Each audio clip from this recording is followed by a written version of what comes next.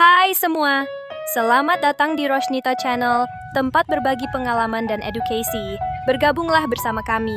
Jangan lupa untuk subscribe, like, dan tinggalkan komentar agar kita bisa berbagi lebih banyak momen inspiratif bersama. Saya mau minta tolong sama Pak Yusuf Pei.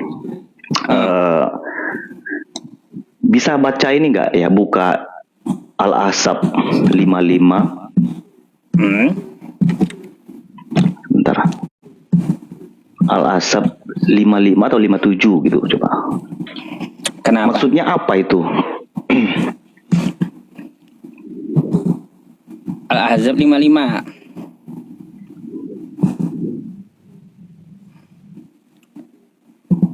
Atau 57 coba itu. Tidak ada dosa atas mereka, istri-istri Nabi Muhammad untuk berjumpa tanpa tabir dengan bapak-bapak mereka, anak laki-laki mereka, saudara laki-laki mereka, anak laki-laki dari saudara laki-laki mereka, anak laki-laki dari saudara perempuan mereka, perempuan-perempuan mereka, wanita-wanita muslimat, bertakwalah baik keluarga maupun bukan, dan hamba sahaya yang mereka miliki. Bertakwalah kamu istri-istri Nabi kepada Allah. Sesungguhnya Allah maha menyaksikan segala sesuatu. Kalau 57-nya, sesungguhnya orang-orang yang menyakiti, menista Allah dan Rasulnya, Allah akan melaknatnya di dunia dan di akhirat, dan menyediakan bagi mereka azab yang menghinakan. Ada apa itu? Oh, kayaknya bukan itu deh. Itu yang mana tuh? Bersalah. Tulisan tulisan saya tidak pernah baca itu soalnya, jadi saya cuma lewat ini dan tulisannya Al-Ahzab gitu ya. Yang dibaca tadi. Ya, Al-Ahzab. Al-Ahzab itu, tapi ini ada tulisannya, sesungguhnya Allah dan para malaikatnya berselawat untuk Nabi. Oh, itu Al-Azab. Itu. Bukan salah ayat ente. Hah? Salah ayat ente. Aduh, Al-Azab juga itu. Oh, berarti Pak Ustadz yang salah buka. Ya, Itu ente apa? salah ayatnya. Innallaha wa malaikatahu yusholluna 'alan nabi. Ya Oh ya, coba. ayyuhalladzina amanu Boleh shollu ditunjukkan 'alaihi wa nggak? sallimu taslima. Bentar nih, saya tunjukkan. Ya. Boleh ditampilkan nggak?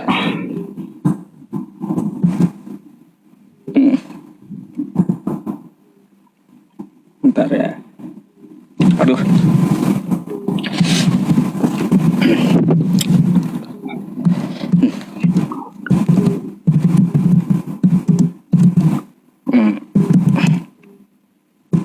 Kenapa emang dengan itu? Iya, maksudnya di sini kok disuruh berselawat untuk Nabi. Halo? Malah masalah disuruh berselawat bersama dengan para malaikatnya untuk Nabi. Maksudnya ini nggak kebalik.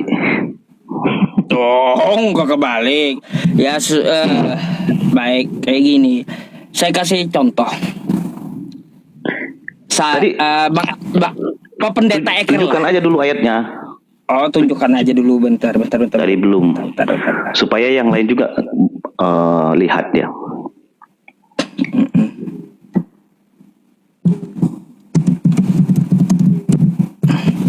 Sabar. Muter-muter ini lelet di tempat saya. Ya, pusing juga itu. Lelet ini. Sabar ya.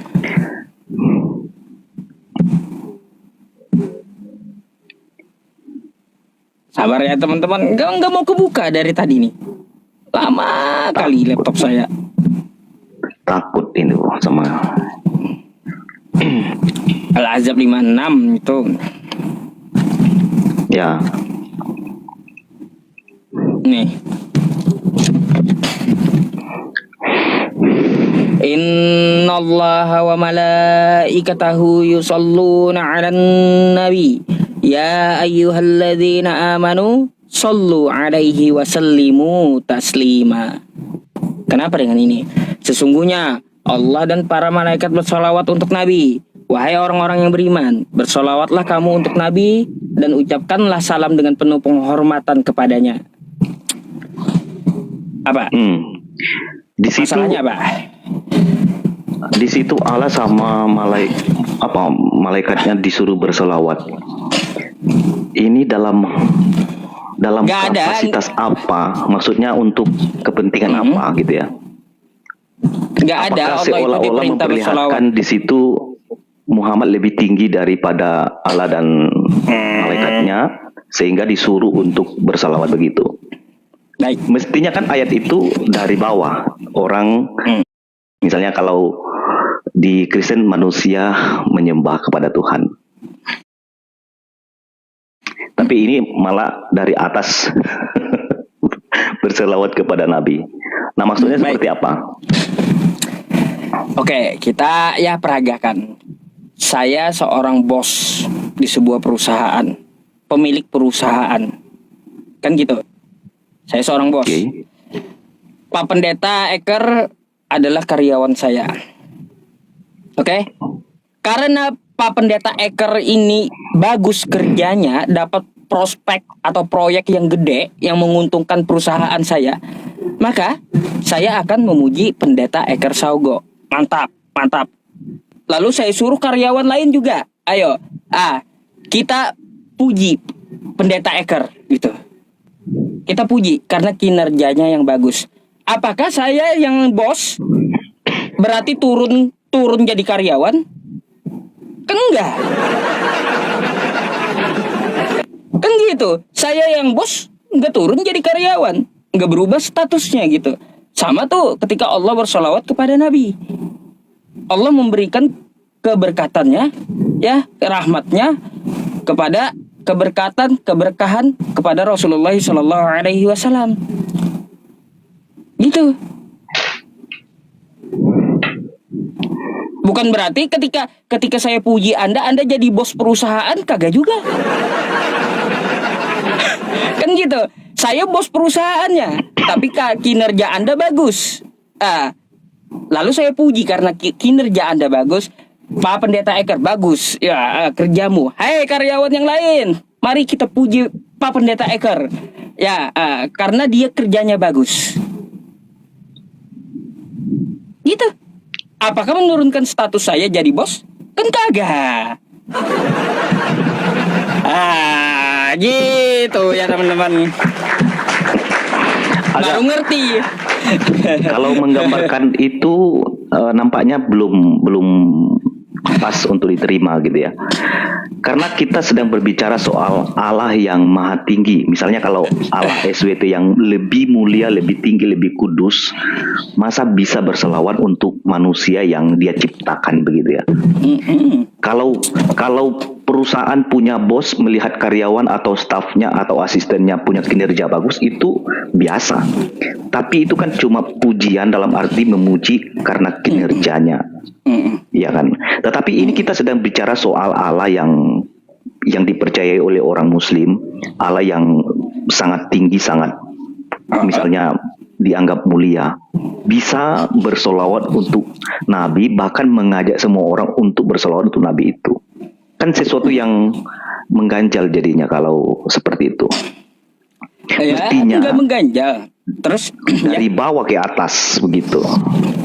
Masalahnya ya Pak Pendeta, ya solawat itu adalah pujian penghormatan gitu. Solawat itu memuji Allahumma sholli ala Muhammad, kan kayak gitu. Ya Allah ya. Berarti salam sejahtera untuk Nabi Allah Muhammad. di sini memuji Muhammad begitu ya. Nggak apa-apa bos puji karyawannya seperti yang saya peragakan tadi. Oke. Bukan berarti menurunkan derajatnya, bukan berarti menurunkan derajat bosnya, enggak. Mudah kan dimengerti?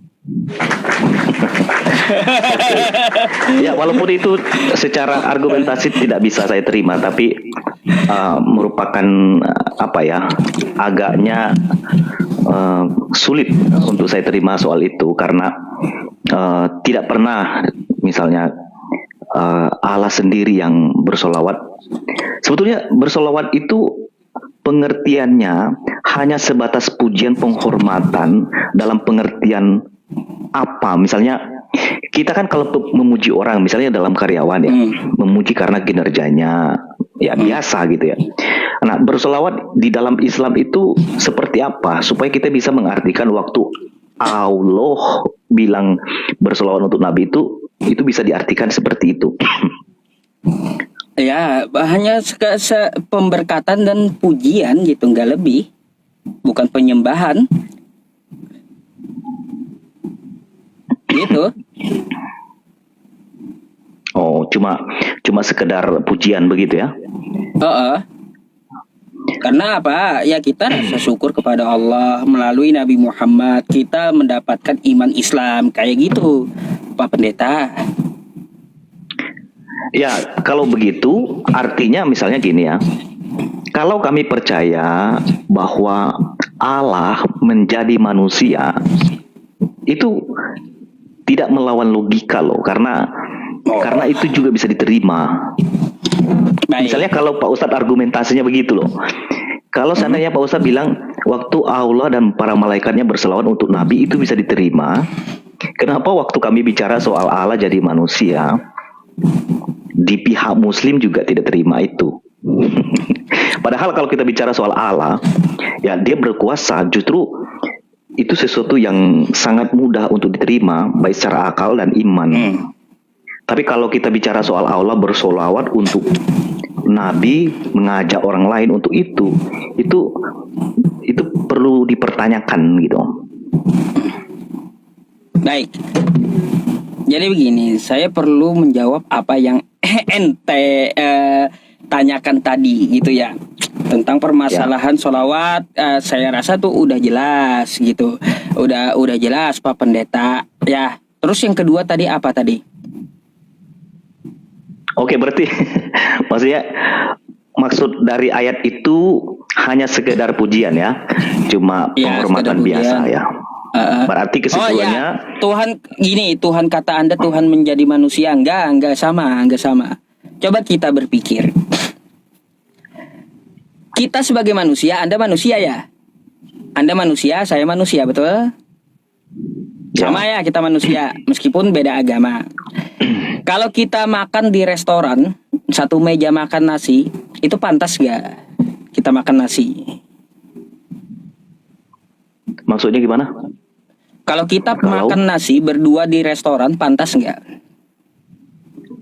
Ya makan nasi maksudnya satu piring atau Ya, satu piring kamu satu piring, saya satu piring gitu. Ya nggak masalah kalau kita makan bersama gitu, kan makan bersama namanya. Iya, artinya kan pantas kita makan nasi, betul? Iya. Sekarang kalau kita makan kotoran, pantas nggak kita makan kotoran? Ya kita kan bukan hewan, nggak mungkin kita makan kotoran. Kecuali kita minum kan air kencing onta. Nah, berarti kan nggak pantas kan? Betul nggak? Ya nggak pantas, pantas. Begitu pula Tuhan, nggak pantas Tuhan itu jadi manusia. Nggak begitu, logikanya nggak begitu. Ada yang tidak pantas bagi Tuhan, nggak pantas Tuhan itu jadi manusia, nggak pantas Tuhan itu dikandung manusia, nggak pantas Tuhan itu disusui manusia, nggak pantas Tuhan itu diseret-seret manusia, nggak pantas Tuhan itu digantung manusia. Bagi kita aja yang manusia, ada yang tidak pantas bagi kita yang manusia, apalagi bagi Tuhan. Nggak pantas Tuhan jadi manusia. Iya, kalau soal tidak pantas itu kan sudut pandang dari sisi Islam terhadap itu kan. Tapi kan kita melihat ya, karena kita belajar kitab suci, jadi kita melihat kepentingan Yesus harus jadi manusia itu untuk apa? Ya, kepentingannya adalah untuk menyelamatkan manusia. Matius 1 ayat 21. Manusia nggak mungkin menyelamatkan dirinya sendiri karena dosa yang dia lakukan. Sebab upah dosa maut kan, kematian. Nah itu sebabnya Yesus harus jadi manusia. Pak Pendeta Eker, saya mau tanya dulu. Anda seorang manusia kan gitu. Ketika Anda ingin menyelamatkan ayam, apakah Anda harus jadi ayam? Logikanya tidak seperti itu. Tuhan itu sedang menyelamatkan manusia Nah, kan? yang dicipta segambar dan serupa dengan Bentar Dia. dulu. Kalau Saya disandingkan tanyakan dengan ke diri hewan, Anda dulu. kepentingannya apa? Untuk apa? Kepentingannya untuk Ay, apa? kan kayak gitu. Jadi Oke. kan seperti itu logikanya. Logikanya seperti itu. Bagi Tuhan gak pantas dia ya menjadi manusia. Bagi kita manusia aja ada yang kagak pantas.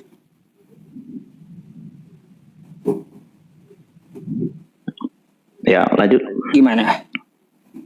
Ya seperti itu. Kalau kita arahkan ke arah Anda ingin menolong ayam. Apakah Anda mau jadi ayam dulu?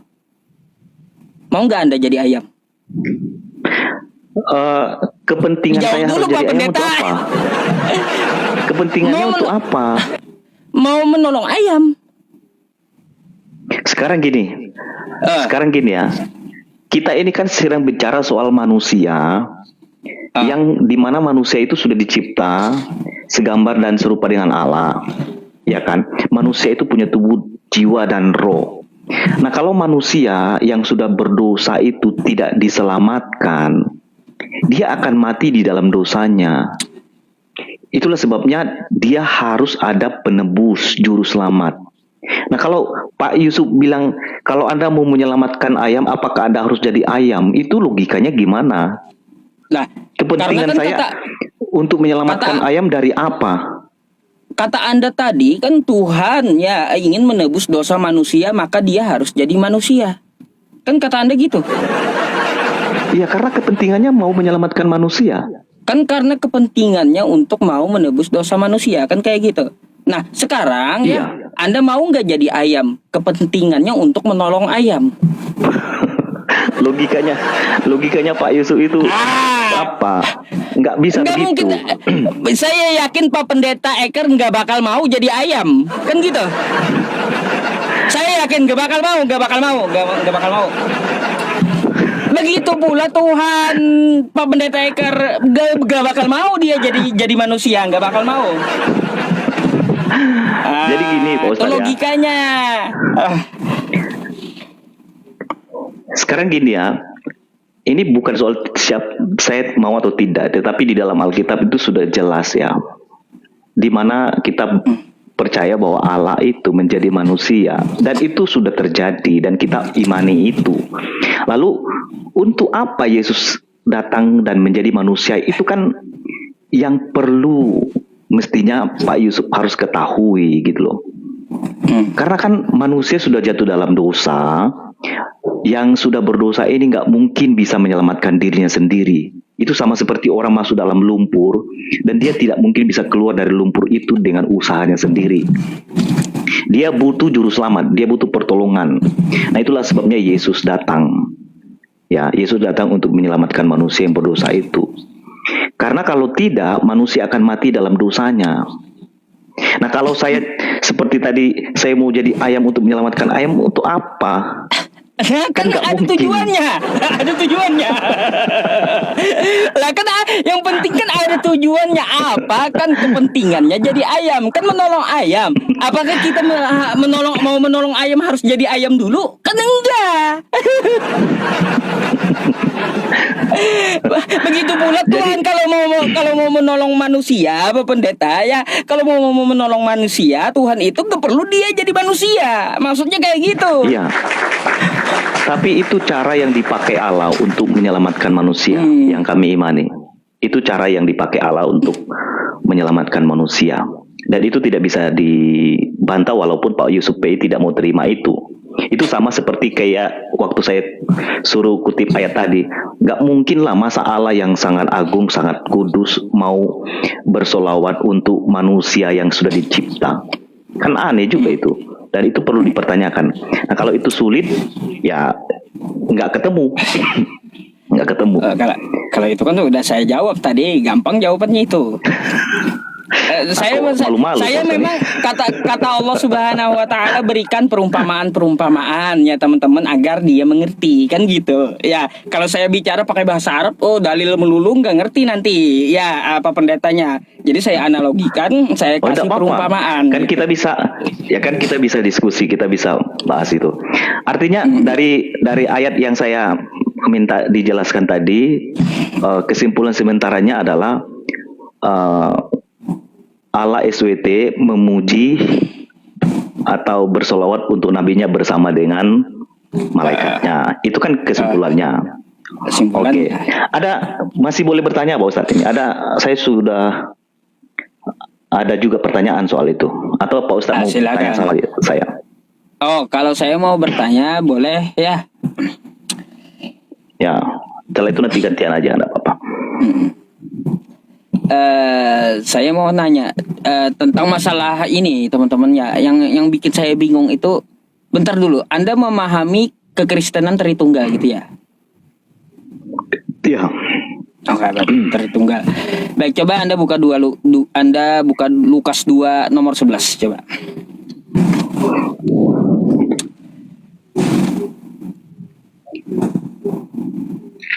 Itu yang menyembah Tuhan dengan Tuhan ya. Yang mana? Hati-hati Pak Pendeta, nanti malah dapat gelar pendeta ayam pula. Oh ya, tentang hari ini. Pendeta ayam. Aduh. Oke, lanjut. silakan. Ini maksudnya apa? Maksudnya di Lukas 2 pas ayat 11 ya? Saya mau tanya di situ yang lahir Tuhan betul nggak? Namanya lahir kok Tuhan, gimana sih? Ya, itu kan lahir tuh Tuhan di kota Daud. Nah, itu kesalahannya. Namanya lahir, saya kasih tahu ya. Saya kasih tunjuk satu ayat yang ada korelasinya dengan ayat ini. Yesaya pasal 9 ayat 5. Ya, saya tunjukkan dulu ya. Saya mau bicara soal Duinatur Kristus di sini ya, karena di sini Pak Yusuf PI sudah mengutip ayat itu. Yesaya pasal 9 ya. Atau Pak Yusuf bisa cepat nggak membuka ayat di situ ya? Tahu layarnya, saya Pak Yusuf. isinya pun tahu. Oh ya, apa itu? Iya. Hari ini telah lahir kan bagi kita seorang Salah. anak. Nah, itu. Ya, ada sedikit. Oke, saya baca ya. Sebab seorang anak telah lahir untuk kita, seorang putra telah diberikan untuk kita. Lambang pemerintahan ada di atas bahunya. Nah, bagian pertama ini itu bicara soal kemanusiaan Yesus. Karena apa? Bicara soal kelahiran. Lalu setelah itu bicara soal keilahian Yesus. Di situ dikatakan namanya akan disebut penasihat ajaib, Allah yang perkasa, Bapa yang kekal, Raja damai. Jadi di dalam diri Kristus, Yesus itu satu pribadi tetapi memiliki dua natur, Allah dan manusia. Jadi waktu Anda mengutip Lukas pasal 2 ayat 11, itu memberitahukan bahwa Yesus yang lahir itu ya, itu adalah Kristus. Itu gelar Kristus ya yang diurapi. Di situ juga ditambahkan ada kalimat penting, Kristus Tuhan. Sebenarnya Gitu. gini Pak Pendeta. Ya, saya nanyainnya itu apakah di situ Tuhan yang lahir gitu lah. Ya, saya kan sudah bilang tadi, masa Tuhan lahir? Yang lahir itu adalah Yesus dalam keadaannya sebagai manusia. Dia kan harus berinkarnasi namanya itu. Tapi kok kenapa di Lukas 2 nomor 11 itu dituliskan Tuhan? Ya kan? Yesus itu kan dua natur. Makanya saya sudah jelaskan Tan. Di dalam diri Yesus itu, dia adalah satu pribadi, tapi kita percaya dia memiliki dua natur. Manusia dan Allah. Nah, Makanya waktu saya bicara soal yang lahir itu kemanusiaannya, tetapi di dalam diri Yesus itu sendiri kita tidak hanya percaya dia manusia, tetapi dia juga adalah Allah. itu ada nggak literasinya Yesus bilang seperti itu? Masa harus on off dulu kayak gitu? Bukan on off, itu berjalan berjalan di dalam satu pribadi Kristus. Itulah sebabnya misalnya gini, waktu kita melihat kehidupan Yesus itu tidak bisa dipisahkan waktu dia bertemu misalnya ya, waktu dia berjalan, dia mengajar, dia berjalan bertemu dengan orang, bercakap-cakap, dalam artian dia bertemu dalam keadaannya sebagai manusia. Tetapi ada momen-momen waktu-waktu tertentu di mana pada waktu dia bertemu dengan orang sakit, ada orang mati, dia bangkitkan. Jadi waktu Yesus berjalan dalam keadaan sebagai manusia yang sudah menjadi manusia itu, tetapi dia juga memperlihatkan dirinya sebagai yang ilahi. Bukan hanya dari perbuatan ajaibnya, tetapi dari perkataannya juga yang menghidupkan. Dan itu tidak bisa dipisahkan. Kalau kayak gini, waktu dia ditanya tentang kiamat, dia nggak tahu. Itu masa Tuhan nggak tahu? Ya itu adalah bagian dari ketaatan ya. Kan ketaatan Kristus kepada Bapa. Nah itu tidak bisa dilepaskan dari keadaannya sebagai manusia. Sebetulnya kan poin pentingnya bukan soal Yesus tidak tahu apa-apa soal itu, tetapi Yesus mau mengajarkan semua orang, termasuk para murid, supaya waktu kedatangan Tuhan itu mereka siap, waspada dan berjaga-jaga, karena nggak ada yang tahu, gitu loh. Masalahnya Nah kalau kayak kita gini. bicara soal keilahiannya, dia tahu nggak? Dia tahu, karena dia yang akan datang. Nah gini Pak Pendeta, gak mungkin lah waktu dia ditanya tentang masalah hari kiamat, dia harus berpura-pura menjadi tidak tahu, gak mungkin, karena ada ilahi kan di dalam dirinya. Bukan pura-pura tidak tahu, dia memilih untuk tidak mengatakan dalam keadaannya sebagai yang ilahi. Kepentingannya adalah supaya mengajar orang-orang itu, para murid, orang-orang percaya bahkan zaman sekarang, supaya berwaspada dan berjaga-jaga. Kan poin pentingnya itu bukan soal ketidaktahuan Yesus, bukan itu. Makanya kalau membaca teks itu lalu menafsirkannya dengan alegoris, ya jadinya seperti itu. Karena kalau dari teks itu kan kepentingannya adalah supaya orang waspada kan, dan berjaga-jaga, karena hari kedatangan Kristus nggak ada yang tahu. Bahkan kalau saya tidak salah di agama Islam pun juga mereka percaya ya akan kedatangan yang kedua. Misalnya Isa akan datang untuk menghakimi. Tahu nggak? Kan nggak tahu. Nah pesannya adalah waspada dan berjaga-jaga karena kita nggak tahu. Maka Yesus gambarkan di dalam kitab Yohanes itu, dia datang digambarkan itu seperti pencuri datang. Kalau pencuri datang kan tidak pernah dikasih tahu. Nah itulah sebabnya penting untuk berjaga-jaga dan berdoa, gitu. Agak heran aja saya waktu ditanya kiamat, ya op dulu jadi Tuhan gitu. Tidak. Nanti kalau membangkitkan orang mati baru jadi Tuhan. kayak gimana? Aneh gitu loh, ya. Pak Pendeta, nggak masuk akal. Saya kasih tahu ya.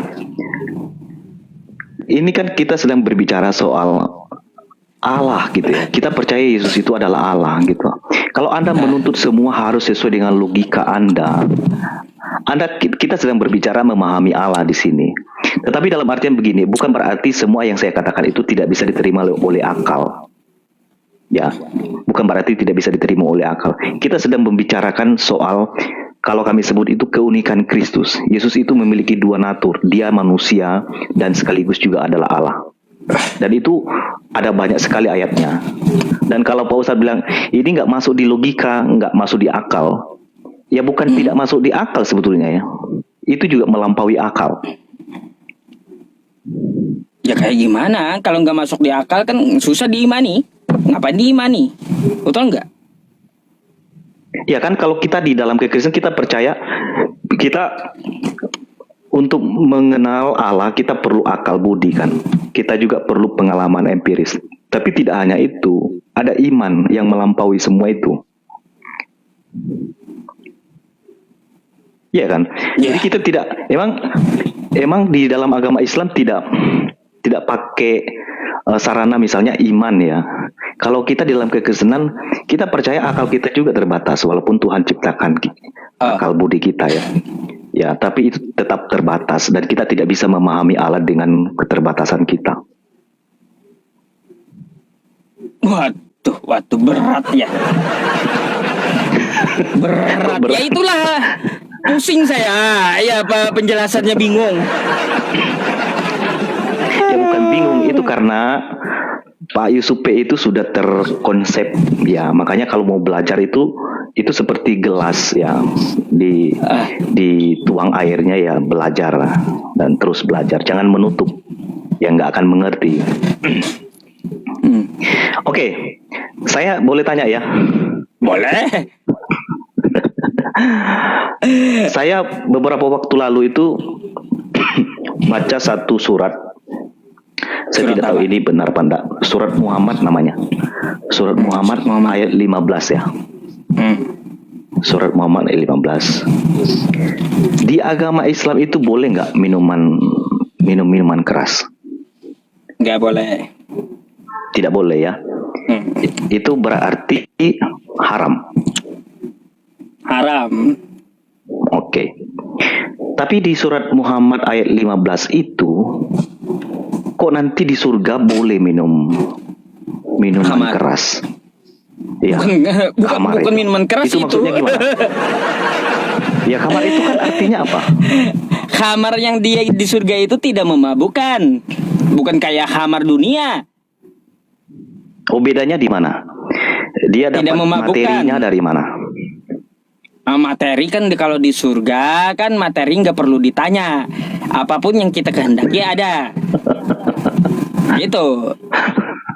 Oh, berarti minuman keras yang ada di bumi dengan yang di surga berbeda. Khamar itu beda. Kalau di khamar di dunia memabukkan, kalau khamar di sana tidak memabukkan. Nih, saya kasih tahu. Saya agak sulit menerima itu. Maksudnya gimana? Silakan tambahkan.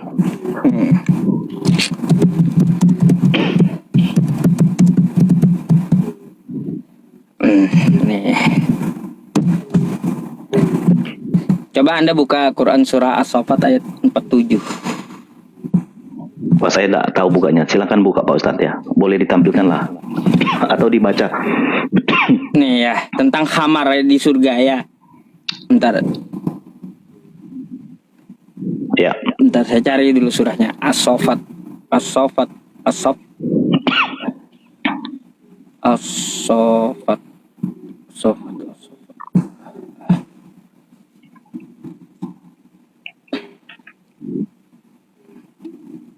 Asop, bentar. Asop dengan asofat beda masalahnya. Ya. Asy-Syu'ara, Al-Ankabut, As-Sajadah, Saba, Fatir, Yasin, asofat nih. Ayat 47. Kita tunjukkan aja ya teman-teman. Nih, kamar yang di surga. Kamarnya kayak gini. Ya. Baido alazzatil lisyaribin. Baido lazzatil lisyaribin. Warnanya putih, bersih dan lezat rasanya bagi orang-orang yang meminumnya. Oke? Terus la fiha minuman keras di bumi juga. Walahum anhayun zafun. Tidak ada di dalamnya unsur yang membahayakan dan mereka tidak mabuk karenanya.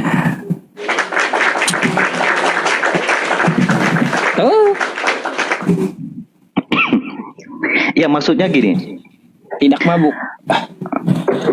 Itu tetap masuk dalam minuman keras atau gimana? Karena kan beda. sama. Kamar dunia dengan kamar surga beda. Kalau di dunia kan istilahnya minuman keras. Kalau di sana bukan minuman keras kamar itu.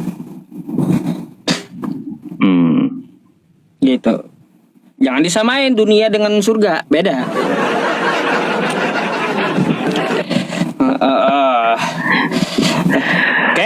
Oke. Itu ada dalilnya. Saya lengkap dalilnya. Iya, tidak masalah. Tapi kan tidak masalah kita diskusikan dan kita mau tahu. Maksudnya gini, waktu unsur yang dijelaskan dalam artian khamar yang tidak memabukkan, itu kan ada minum warnanya putih, bersih, jernih gitu ya.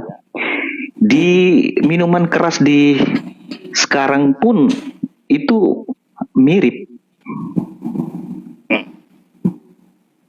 Putih, bersih, lezat rasanya. Kalau yang minuman keras yang ada sekarang tuh kan mengandung alkohol. Kalau dia khamar di surga enggak ada mengandung alkohol, enggak ada. Itu. Oh. Materinya kira-kira materi soal yang kita minum di bumi dengan yang di surga itu hanya seperti ya mungkin ilusi kah, gambaran minuman seperti apa gitu. Maksudnya ini kan kita bicara soal kehidupan setelah kematian kan. Iya kan? Iya. Nah, saya mau tahu coba dulu. Gini, ini waktu kita di pemikiran Anda jauhkan dulu penggambaran surga dengan barang dunia itu sama gitu. Nah, sekarang sebentar. Waktu dari agama Islam, orang bicara soal surga. Yang masuk surga itu adalah manusia seperti manusia di dunia atau seperti apa? Gimana? Sekali lagi ya. Kan orang Islam percaya bahwa ada surga kan. Nanti orang Islam akan masuk surga, bahkan ada kehidupan setelah kematian kan. Lalu? Nah, waktu kita di surga, bukan kita, maksudnya orang Islam di surga, kondisi manusia Muslim yang di surga itu gambarannya seperti manusia di bumi atau seperti apa? Ya, berumur 30-an tahun. Kenapa? Bukan. Gambarannya kayak gitu. Kan gitu. Nih, maksudnya saya kasih umur 30 ayatnya. tahun gimana maksudnya?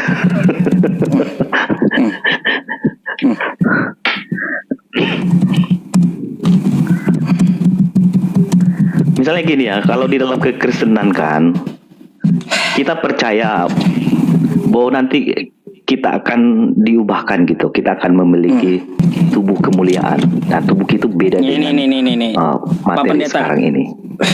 Ini gambaran surga ya, judulnya ya, gambaran surga, oke? Penghuni surganya kayak gimana? Para penghuni surga ya masuk surga dalam keadaan tubuh berseri, bercelak, berusia 33 atau 33 tahun. Berusia 30 tahun atau 33 tahun. Jadi 30 tahun usianya. Kayak gitu. Itu digeneralisasikan untuk semua orang atau bagaimana? Semua. Berarti nanti di surga semua nanti umurnya 30 tahun. Rata, tidak menua, iya.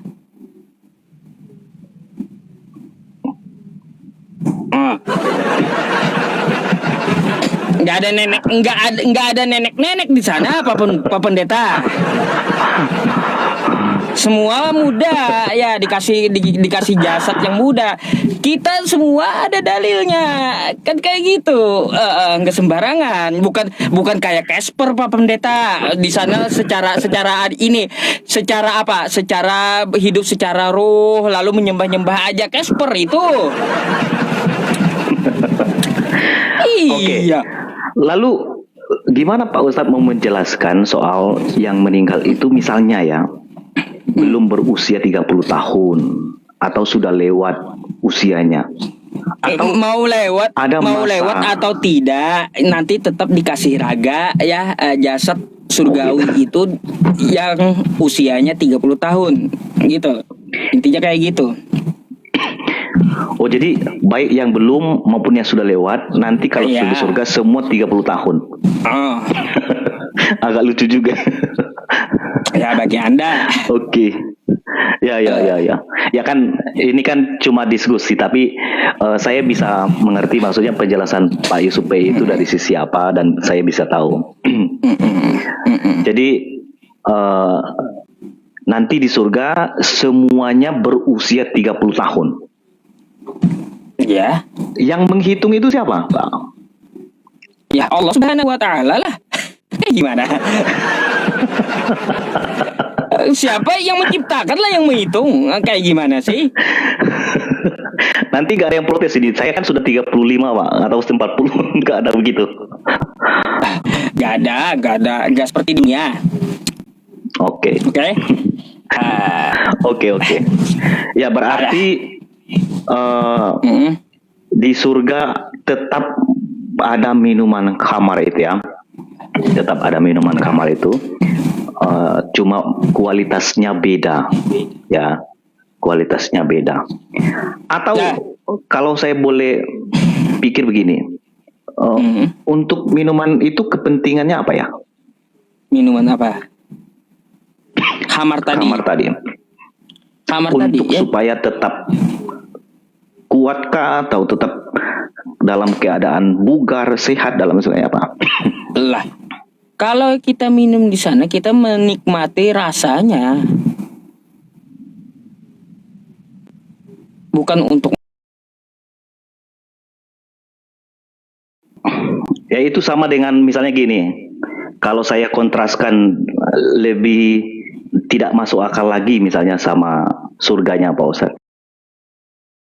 Di surga ada 72 bidadari, nanti kalau melakukan hubungan begitu tidak akan putus-putusnya. Itu kan masa di surga begitu. Karena kalau kami di dalam kekristenan, Yesus mengajarkan tidak ada kawin mengawin di surga itu. loh, Yesus loh yang kawin loh. memilih. Yesusnya kawin. Itu sumbermu dari mana? Di dalam Alkitab tidak ada. Itu Wahyu 19. Wahyu 19 nomor 7. itu simbolis. Kalau Anda baca kitab itu kalau Anda baca kitab Wahyu itu semua banyak simbol. Itu kan ada mempelai laki-laki, mempelai perempuan. Ini kan Coba kita- orang percaya itu mempelai. Coba kita gini, nggak Itu usah kan kesana simbolis. kemari, nggak usah kesana kemari dulu, Pak Pendeta. Ya, coba satu hal. Surga itu tempat yang damai. Kok tiba-tiba ada perang naga? Kenapa gitu? Enggak, itu cuma simbol. Saya sudah jawab tadi. Kalau Anda bilang masa di surga ada perang-perangan, itu sama juga waktu saya kasih tahu masa di surga ada kehidupan seperti di dunia. Ya dengan urusan perempuan begitu. Kan beda juga. Ya itu membuktikan memang surga aja Kristen dengan Islam beda. Ah, Kan beda. lah. Terus yang dinamakan masuk surga pesundal duluan itu kayak gimana?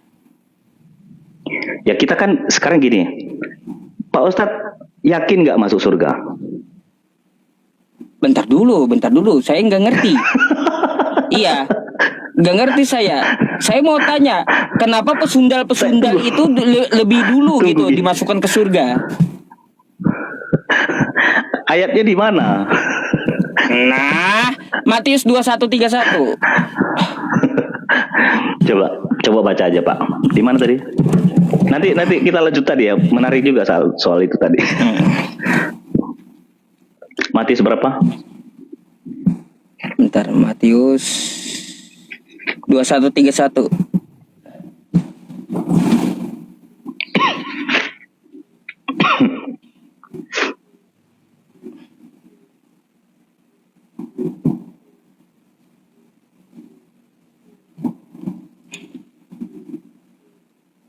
Siapakah di antara kedua orang itu yang melakukan kehendak ayahnya? Jawab mereka yang terakhir, kata Yesus kepada mereka, aku berkata kepadamu, sesungguhnya pemungut-pemungut cukai dan perempuan-perempuan sundal akan mendahului kamu masuk ke dalam kerajaan Allah. Tuh. Ya. Ya kalau kita begini ya. Yang masuk dalam kerajaan Allah itu tentu orang yang percaya kepada Yesus ya. Yang percaya kepada kita para nabi, percaya kepada Allah yang diberitakan oleh nabi-nabi sebelumnya. Dan itulah sebabnya Yesus datang untuk menyelamatkan orang yang berdosa ini. Nya gini, kenapa perempuan sundal yang didahulukan gitu loh? Ya makanya kan ada yang terdahulu, ada yang terbelakang, terkemudian. Kenapa rupanya misalnya gini? Ada satu kisah di mana ada seorang perempuan yang kedapatan melakukan dosa, ya. Lalu menurut hukum Musa, ya, orang yang kedapatan itu harus dilempari dengan batu dan sampai mati. Lalu Yesus bilang, kalau ada di antara kamu yang tidak berdosa, silakan lempar duluan, ya kan? Nah, ahli-ahli Taurat, orang-orang Farisi dan banyak orang itu nggak berani melempar karena apa? Mereka sadar mereka berdosa. Pak Yusuf PI yakin nggak masuk surga? Ya kalau kita Tunggu pasti dulu. masuk surga. Pasti. Ayo, Dasarnya apa? dasarnya dalil.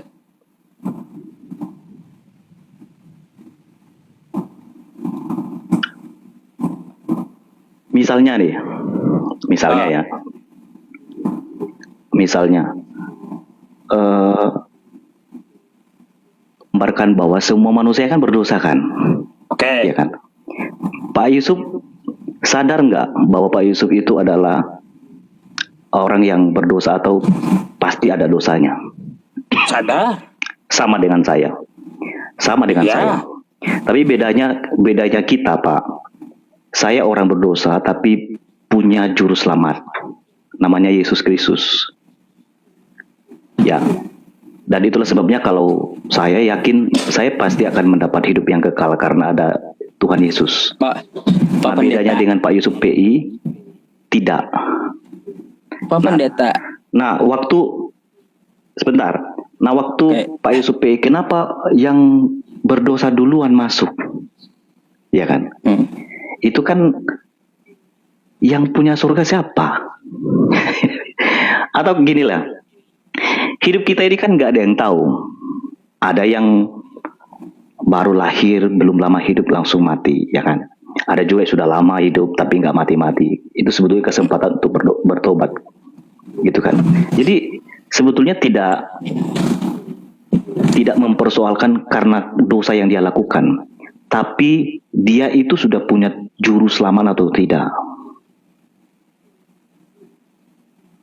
Itu di mana yang Anda katakan itu di mana tertulisnya? Iya kan, dalam misalnya Kisah Para Rasul 4 ayat 12 ya. Keselamatan kan gak ada di dalam siapapun kecuali dalam Yesus.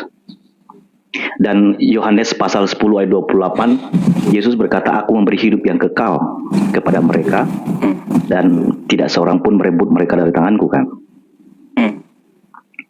Dan itu janji Yesus. Dan kami percaya itu. Nah, kalau kami percaya kepada Yesus, ya pasti kami mendapat hidup kekal itu. Jadi kalau Pak Yusuf, kok bisa ya seorang berdosa masuk surga? Ya bukan soal kok bisa. Bagi Tuhan kan gak ada yang mustahil gitu ya. Ya, Justru masalahnya Tuhan gini. mencari orang berdosa. Masalahnya gini, kenapa yang didahulukan itu pesundal gitu loh? Ya kan konteksnya itu kan sedang menceritakan ada pendosa ya kan, yang berdosa. Iya kan ada di sini ceritanya kan tentang ini kan, tentang perumpamaan tentang dua orang anak kan, ya kan. Iya, masa pesundal di surganya Kristen lebih dulu masuk gitu. Nanti Pak Pendeta, cewek-cewek Kristen banyak jadi pesundal kalau kayak gitu. Nah itu ya gitu. itu namanya eisegesis namanya. Kalau dalam dunia teologi namanya eisegesis. Anda memasukkan pikiran yang enggak sesuai dengan kitab suci ke dalam Alkitab, dan itu tidak dibenarkan. Lah, Gitu. kan pasti mikirnya perempuan Kristen pesundal lebih duluan masuk. Jadi pesundal aja dah aku katanya. Nanti tobat setelah tobat duluan masuk surga kan kayak gitu. Kan sudah jelas ayatnya. Sekarang gini, pemungut cukai dengan perempuan sundal dosanya beda, tapi di hadapan Tuhan mereka sama-sama berdosa gitu loh. Dengar nggak? Ngerti ya? Jadi orang yang berdosa ini kalau udah masuk surga itu syukurnya besar loh. Ucapan syukur karena apa? Semestinya kan orang berdosa ini dihukum di neraka. Kok mempersoalkan kalau begitu, kalau ada perempuan sundal duluan masuk surga lalu aku mau jadi perempuan sundal aja lah. Kan bukan gitu konsepnya. Kan bukan dosa gitu udah konsepnya. ditebus toh. Bebas ini kan- lah apa pendeta. Dosa udah ditebus, dosanya udah ditebus. Nah itu adalah pikiran orang yang tidak bertobat sebetulnya. Misalnya gini ya, kan sudah ada juru selamat, kan sudah ada penebus. Kalau begitu bebas dong berbuat dosa. Nah itu tidak sesuai dengan kitab suci. Kesimpulannya Alkitab gini menuntut jadinya. supaya orang percaya itu hidup kudus, hidup dalam ketukunan, hidup dalam kebenaran. Kan ada dalam 1 Yohanes, siapa yang percaya kepada Yesus wajib hidup sama seperti Yesus hidup. Jadi kayak gini kesimpulannya ya. Jadi yang penting percaya Yesus meskipun jadi pesundal, duluan masuk surga gitu. Bukan. Bahaya Pak Pendeta. Ada. Ini duluan gitu loh, heran saya.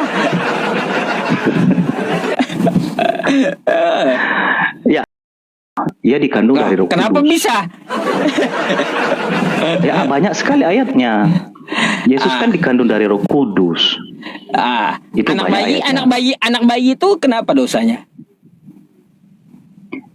Itu namanya original sins. Original sins. Padahal kan dia Misalnya baru gini. lahir, masa udah berdosa? Ya. Ya, kalau di dalam kekristenan kita percaya semua manusia, baik itu masih bayi, ya pasti adalah orang berdosa. Karena di dalam kitab Mazmur ya, Daud bilang juga sebab dalam kandungan aku dikandung ibuku di dalam dosa. Dan itu banyak dasarnya. Nah, itu bicara soal original sin. Kan ada original sin, actual sin, atau tindakan baik apa yang kita lakukan. Tapi original sin itu tidak melakukan dosa sekalipun, maksudnya dalam aktual tetap keberadaannya sebagai orang berdosa. Itu sama dengan begini. Harimau itu disebut binatang buas karena dia menerkam atau karena apa? Buas. Dia tidak menerkam sekalipun, dia tetap binatang buas. Nah, itu namanya original. Oke. Ya, Nah, Pak Pendeta gini lah. Kita nanti tolong disusun aja, kan kita ini ngobrol santai ya. Coba kita Ya, susun satu tema yang mana tema itu sampai runcing kita bahas, kayak seperti kemarin tuh sampai masalah nabi palsu.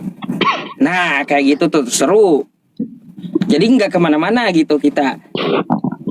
Oke? Ya. Jadi seperti itu. Boleh lah, nanti saya DM ya di hari apa dan ya nggak apa-apa, kita bahas soal ini juga nggak apa-apa, soal doktrin Trinitas. Tadi kan boleh, tuh. Pak Yusuf juga bahas itu tadi, singgungan. Boleh. Kita bisa siapkan materi itu. Boleh. Nanti mungkin kita bisa diskusi dengan sesi tanya jawab. Nanti Pak Yusuf PI juga boleh menjelaskan tentang tauhid dalam artian begitu kan. Ya, jadi kita bisa saling menyampaikan data, konsep ya. Nanti kita bisa langsung sesi tanya jawab. Baik, nanti saya Jadi- DM ya. Tolong dijawab nanti Ya. DM-nya.